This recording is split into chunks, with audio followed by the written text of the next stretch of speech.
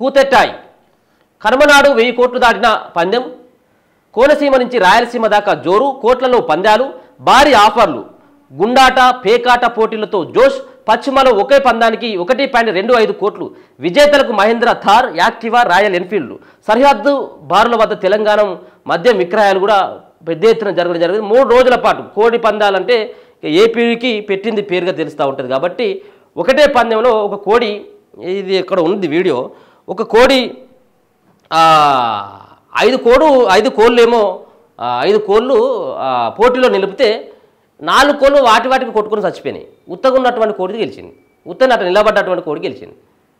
So దాన్ని బట్టి ఏమర్థం అవుతుందంటే మౌనం చాలా కొన్ని సందర్భాల్లో పనిచేస్తుంది, మౌనం సైతం కూడా విజయానికి దారితీస్తుంది అనేది ఒక సంకేతం. 5 కోళ్ళు పెట్టుకుంటే 4 కోళ్ళు వాటి కొట్టుకున్నాయి. ఆ బరిలో ఉత్తగా నిలబడి చూసినటువంటి కోడి గెలిచింది. సో అటువంటి అక్కడ కొన్ని సంఘటనలు జరిగినాయి. ఒక పందెంలో ఒకటి అంటే ఇదే కావచ్చు దరిదాపుగా ఎక్కువ పందెం, 1.25 కోట్ల రూపాయలు ఒకటే పందెం, 5 నిమిషాల్లో అయిపోయింది ఆ పందెం కూడా. ఒక కోడి గెలవడం జరిగింది. ఆయనకు ఆ తార్ వెహికల్ ఇంకా రాయల్ ఎన్ఫీల్డ్ రకరకాలైనటువంటి సౌకర్యాలు ఇచ్చింది అనుకోరాదు ఆ పందెం రాయలకైతే మాత్రం. ఇది ఒక్కటే కాదు, ఇంకా గుండాట పేకాట మిగతా సంబంధించినటువంటి అన్నీ కూడా అక్కడ నలిచినాయి. ఇక చూడొచ్చు ఒకసారి దాన్ని. ఏందైతే పండుగ పందేలు జాతరను తలపించాయి.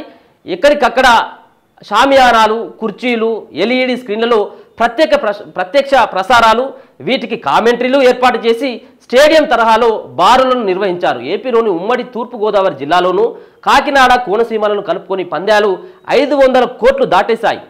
ఇక బరుల్లో కోడి పందాలతో సమానంగా గుండాట భారీగా జరిగింది. ఎక్కడ పోలీసులు జాడలేకపోవడంతో పందెం రాయళ్లు, గుండాట వ్యాపారులు చిల్లరగిపోయారు. అడ్డు అదుపు లేకుండా రేంబవళ్లు రెచ్చిపోయారు. మొత్తం పందాల్లో సగానికి పైగా గుండాటతే కావడం విశేషం. ప్రధానంగా కాకినాడలో కూడా మరి ఇవి లేకపోతే అక్కడ ఆ పండగకి అసలు అర్థమే ఉండదు ఆంధ్రాలో. ఇక కాకినాడ ఈ పశ్చిమ సంబంధించినటువంటి దాంట్లో చాలామంది కూడా వీటి కోసం, ఎందుకంటే సరే అది వ్యసనమా లేకపోతే ఇంకేందనేది తెలియదు కానీ, సో సంక్రాంతి పండుగ అంటే కోడి పందాలు, ఈ గుండాట పేకాట ఈ 3-4 రోజుల పాటు ఇవి ఉండేటివి. పోలీసులు ఎంత కంట్రోల్ చేసినా అది జరిగేటిది కాదు.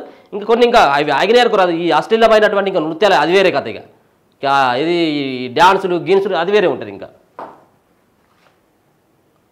3 రోజుల్లో 250 కోట్లకు పైగా పందాలు జరిగాయి. తూర్పుగోదావరి జిల్లాలో 150 కోట్లు, కోనసీమ జిల్లాలో 100 కోట్లకు పైగా పందాలు, గుండాట వ్యాపారం జరిగింది. వెరసి మొత్తం ఉమ్మడి తూర్పుగోదావరి జిల్లా అంతా కలిపి 1500కు పైగా బరుల్లో పందాలు జరిగాయి. పశ్చిమలో ఒక్క పందానికే 1.25 కోట్లు కాశారు. ఇక గుండాటలో కాకినాడ జిల్లాలోని వ్యాపారాలకు లక్షలు కురిపించాయి. ఒక్కో గ్రామంలో ఏర్పాటు చేసిన బరుల వద్ద 2 నుంచి 4 వరకు గుండాట బోర్డులు ఏర్పాటు చేసి లక్షల్లో లావాదేవీలు జరిపారు. ఉమ్మడి కృష్ణా జిల్లాలో కోడి పందాలు, పేకాట, గుండాట జోరుగా నిర్వహించారు. తెలంగాణ రాష్ట్ర సరిహద్దు జగ్గయ్యపేట నుంచి మచిలీపట్నం, హనుమాన్ జంక్షన్ వరకు బరులను ఏర్పాటు చేశారు. ఉమ్మడి జిల్లాలో సాగిన కోడి పందాల్లో 400 కోట్లు చేతిని మారాయి. ఉమ్మడి గుంటూరు జిల్లా ఒక్కో పందెం 1 నుంచి 7 లక్షల వరకు కొనసాగాయి. వీఐపీ బరుల్లో 3 నుంచి 5 లక్షల పైనే పందాలు వేశారు. ఒక్కో బరిలో రోజుకు 70 నుంచి 100కు పైగా పందాలు వేశారు. ఇందుకు తమ వంతు సహకారం అందించిన పోలీసులు, మిగిలిన శాఖల అధికారులకు కలిపి ఒక్కో బరికి 1 నుంచి 5 లక్షల వరకు మామూలు అందాయని చెప్తున్నారు.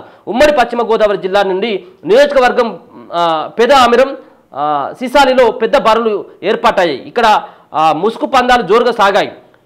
తాడేపల్లిగూడెంలో ఒక్కో ముసుగు పందెం 27 లక్షలు కాశారు.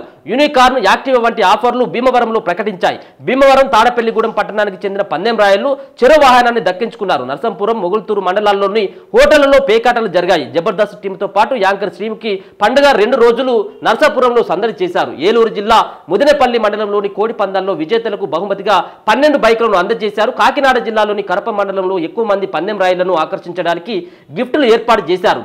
పందాల్లో ఎవరు ఎక్కువ గెలిస్తే వారికి రాయల్ ఎన్ఫీల్డ్ బుల్లెట్లు 3 రోజుల పాటు అందించారు. కరపలోని కోరుపల్లి బరిలో 3 రోజులు జరిగిన 64 పందాల్లోనూ ఎక్కువ పందాలు గెలిచిన డేగల నాగేంద్ర అనే గోల్డ్ మ్యాన్ వ్యక్తికి మహేంద్ర థార్ జీప్ను కనుమ రోజు అందించారు. అలమనూరు మండలం జొన్నాడకు చెందిన సత్తిరెడ్డి, ఆత్రేయపురం మండలం మర్లెపాలకి చెందిన గోవిందు, అమలాపురం రూరల్ మండలం మాగంకు చెందిన సురేష్ చౌదరి బుల్లెట్లు కూడా దక్కించుకున్నారట. సో వీళ్ళకి ఉంటాయి కదా మ్యాన్ ఆఫ్ ది మ్యాచ్, ఇవి ఉంటాయి కదా, ఏది బెస్ట్ బ్యాట్స్మెన్, బెస్ట్ బౌలర్ అని. సో ఇట్లా ఎక్కువ పందాలు గెలిచినటువంటి వ్యక్తికి మహేంద్ర తారు, బుల్లెట్ వెహికల్, యాక్టివ్ వెహికల్, బంగారం, ఇటువంటి ఇప్పుడు నేను ఇంతకుముందు మాట్లాడింది ఇదే.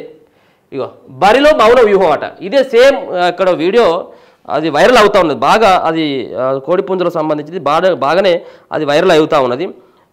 మౌనం ఎంత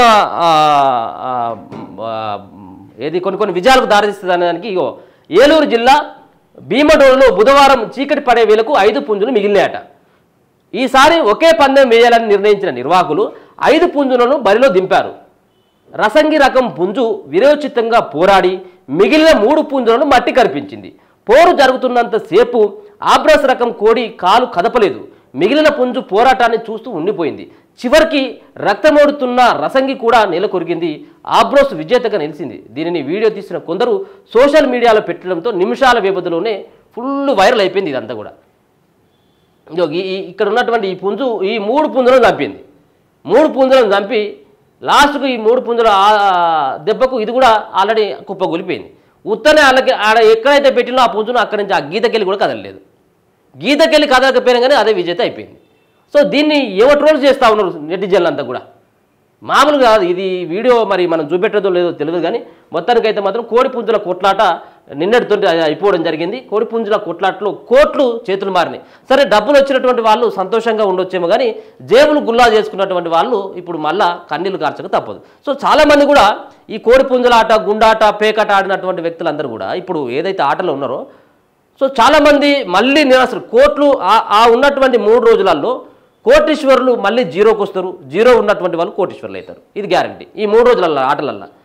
సో వచ్చినటువంటి వాళ్ళు ఓకే కానీ పోయినటువంటి వాళ్ళ పరిస్థితి ఏంటి? ఇక మళ్ళీ పోలీసుల పరిస్థితి ఏముంటుందంటే ఇక్కడ ఒక మాట చెప్తా ఉన్నారు. పోలీసులకు ఒక్కొక్క సంబంధించినటువంటి పందానికి ఒక్కొక్క 1 లక్ష నుంచి 5 లక్షలు అందినాయట ఒక్క బరికి. అంటే ఒక రోజు 100 నుంచి 70 నుంచి 100 పందాలు అయితే ఇప్పుడు దాదాపుగా ఒక్కొక్క 1 లక్ష రూపాయలు ఇచ్చినా కానీ ₹1 మనుషులే వాళ్ళు. అటువంటి పరిస్థితి కూడా పోలీసులను కూడా మేనేజ్ చేసి పోలీసులు ఎక్కడ ఆపుతారు? పోలీసులు ఎంతమంది ఆపినా కానీ అది ఆగేటట్టుగా ఉండదు అక్కడ. ఎందుకంటే ఆ కల్చర్ అట్లాంటిది కదా. ఇప్పుడు ఉన్నటువంటి 3 రోజులకు సంబంధించింది అది ఆడాలి, తాగాలి, తూలాలి, పండుగ ఎంజాయ్ చేయాలి, అదే ఉంటుంది కదా. అందుకే కదా పోయేది ఆంధ్ర కంటే కూడా. లేకపోతే ఉత్తనే ఇంటికాడ ఉండి పండుగ చేసుకుందాం అన్నట్టు ఆలోచన కాదు. ఈ కోడి పందాలు చూడాలి, ఇది ఆటలు ఆడాలి, ఎంజాయ్ చేయాలి. సో ఇది